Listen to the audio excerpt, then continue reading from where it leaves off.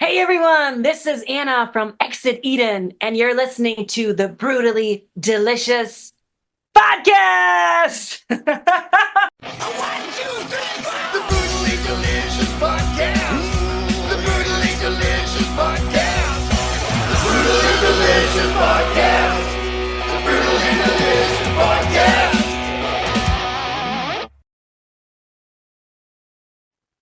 Hello. Hi! How are you? Good, how are you? I'm doing well, thank you. Where are you located? I'm in Germany, nearby Oh, nice. Stuttgart, if you know that. I know. I've never been to Europe, so I need to get there someday, but I've not been. You should, that would be amazing. Yeah. I've always wanted to Where? go to those festivals over the summer, so maybe one year I get over there.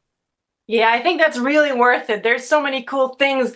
You can also go to Czech Republic. They have a bunch of really nice festivals. So you can Really? do the Europe Right. metal holidays. Yeah, some of these one of these days I'll be able to do it. Anyway, thanks for taking the time on short notice. I appreciate it.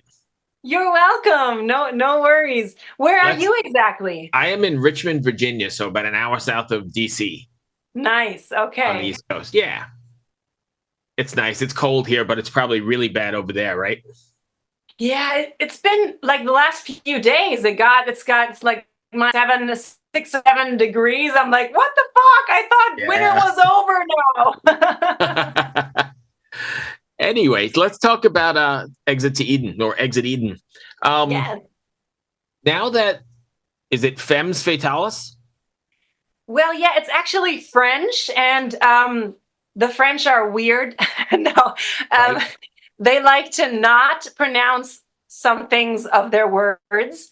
So it's femme fatale, even though it's like written with an Okay. ELLS. So now that it's complete and ready to be released, how do you feel about it? And are you satisfied with the outcome?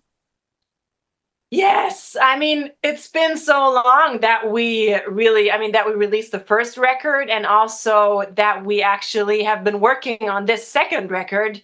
So I remember when the first single Run was released the night before, I wrote the girls on WhatsApp. It was like, girls, I can't believe that this is actually happening because it just seemed so unreal, because all this time has passed. But now it's out. There's 2 singles released already. The next one's coming tomorrow. And yeah, we're super, super excited about how the people like the whole record, the covers, the original song. It's really super exciting. So the response I was going to ask you, that was the next question. The response has been pretty good. Yes, well, for the first singles, definitely.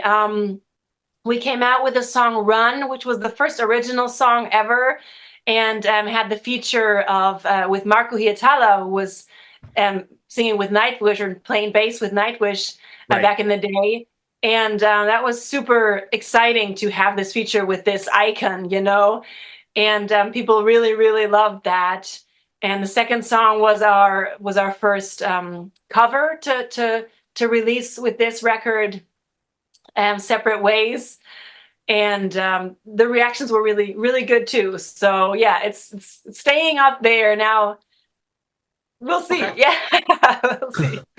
What was the reason? And I'm sure some of it was pandemic related, but what was the reason to wait? What is it? 2017 was the first record? Yes, exactly. Well, yeah, there were many reasons adding up together, So first big reason was actually that we had like a label change. We were with a different label for the first record. Napalm was only responsible for the international and not for for the distribution in Germany. Right. So this was the first change to have a different label being in charge. So we had this period of not knowing whether there will be a label interested, in Exit Eden.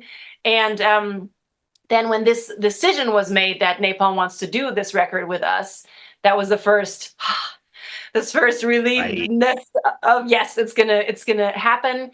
And then we actually started on working on original songs in 2020, and that was when COVID kind of, put his foot into our planning and into our, Right. timelines. And then I don't know, time just flew by. Yeah. How do you guys, I know it's only 6 years and I said just what went and said, what have you been doing for that long? But you guys also have successful other careers. So how do you even find the time to do all of that? Yeah, it takes lots of like calendars and lots of really being on point or organized. But since we all love Exit Eden so much, and it's kind of, it's kind of a contrast, it's a different thing than our original own bands we are working in as well. Right. So sometimes we just looking forward to just getting together, seeing the girls, being able to sit in a hotel and just chatting for like 3 hours before a Right. photo or a video shoot. So it's our personal desire to do this, and everything works if you're really fighting for it. Right. So when you guys are writing then, are you guys all writing together like a collective effort, or is it more the efforts of one particular member? It was more also since this was in 2020 and we had lockdowns and we didn't have the real opportunity to just get together in the studio and go for it. It was more of everyone was kind of doing their own thing at home on their computers, Right. So Marina had a few ideas she was able to contribute. I worked lots with our music producer together with Hannes Braun. So we're really, we work a lot also for other bands. So this is a good connection we have. So we were able to work face to face and work on ideas and just pass around our ideas. And because we didn't really know where this journey would take us. It was Right. the first time writing original songs for Exit Eden, and it was exciting. So if I'm gathering, then most of these songs were written during the pandemic. Most of them, I think so, exactly. I think some of them came later, but most of the originals were during that time. Yeah. So do you go back and listen to them and think like, holy shit, I was in a weird place at that moment, because we were all in some weird fucked up world, right? It has to have seeped into the music somewhere. Absolutely. It actually did. And it really fits this symphonic metal too, because symphonic metal to me is also kind of lonely, kind of lonesome, not really knowing what's going on, how the world is treating me. And that really, maybe that even helped the songwriting process. So I imagine then if those were written so many years ago, you've already started writing new stuff. Yes, but not for Exit Eden. So there's many like ideas that were like, maybe not for this record. So there's some like on stock that didn't make it on the first album for Exit Eden. So there would be material to work on for following albums. But I think, we also, I started my band League of Distortion during COVID. So I had lots of personal topics I put into songwriting for that. And there was lots other things that were able to be released and also are going to be released in 2024. Yeah. Okay. So when you sit down and write, then do you sit down and specifically say, I'm going to sit down and write for Exit Eden, or do you write for League of Distortions, or do you just sit down and write a song and then say, well, that can go here and that's more along this project? How does that work? It does, like the initial idea is usually for one project because they have a different approach. They also have different wording, maybe even different like musical material. Like sometimes I actually do have ideas when I go for walks. Sometimes I just have a melody and I'd be like, oh, it just sounds like Exit Eden already. Or it's a rough slogan that I'm like, oh, this is going to be something for League of Distortion because this slogan would not fit Exit Eden at all. Right. Yeah. So this is it gets sorted out in my crazy mind before it kind of gets laid down for recording or put down to paper. All right. I'm going to hang on 1 second because the joys of recording from home is there's an Amazon guy at the door. As soon as he's gone, the dogs will stop barking. Hang on 1 second for me. Yes, of course. All right, they may have stopped. I'm going to edit that all out, but shoot, I lost. Who let the dogs out? I got the whole office here and it's all good to go, but then the Amazon guy shows up and it sucks. I know that. Where the heck was I?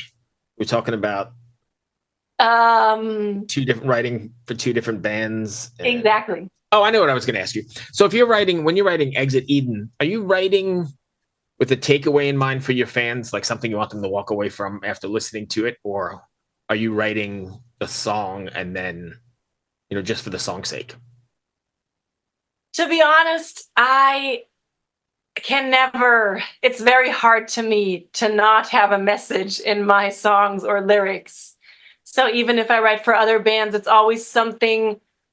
For me, music gives a lot to people, and I have this gift of sharing, of having many people listening to me or the music or the lyrics I write for other bands. So there's mostly an empowerment, uplifting, and it's gonna be all right. You'll make it, in different words, in words fitting to those projects I write for. Right. So they're almost never just like, I mean, they can also be like random happy party songs, of course, Sure. but that's an uplifting thing too. So absolutely, and there's a need for that as well. They don't all have to be hard thinkers. Exactly. So I'm going to ask you a question. I don't know if it applies, but I think it probably does.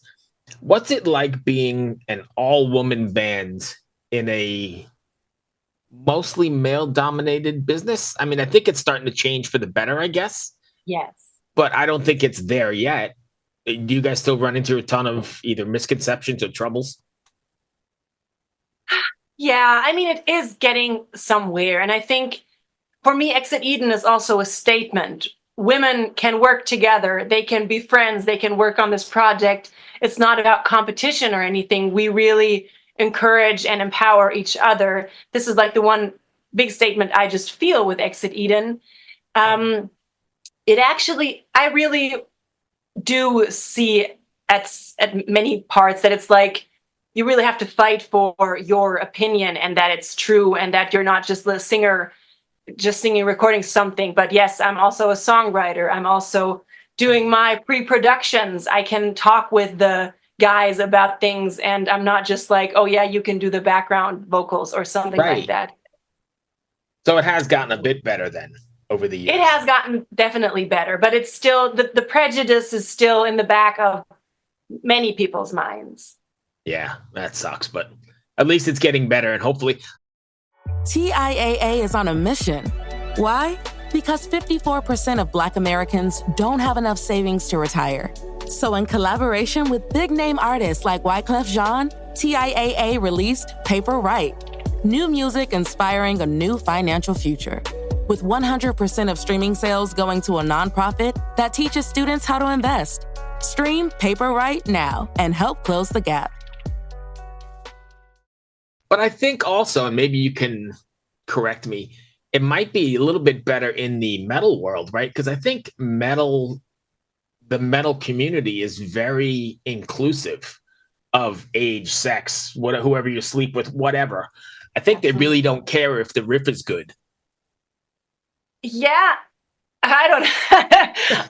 I hope that's not the case, that they don't care about the riffs because we put so much energy into. No. I'm saying they only what I'm saying is like, so they care like the riff is good and it's good music, not that it's female fronted or any of that sort of thing, or a gay person fronting it, because nobody really cares. I don't think. Yes. At least in the metal world, but absolutely. On the grand scheme, they might. Absolutely. But that's the wonderful thing about the metal world to me.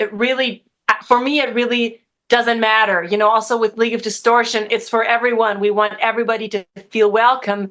And in this community, the people are open-minded. I mean, you can go to a concert with young child who's enjoying it, but also his grandpa being there with him, And also, And also the women in metal, I've experienced it this way, that it's not like, oh, get out of my way. It is empowering together. We're like, yeah, we need to stand together because this is so important.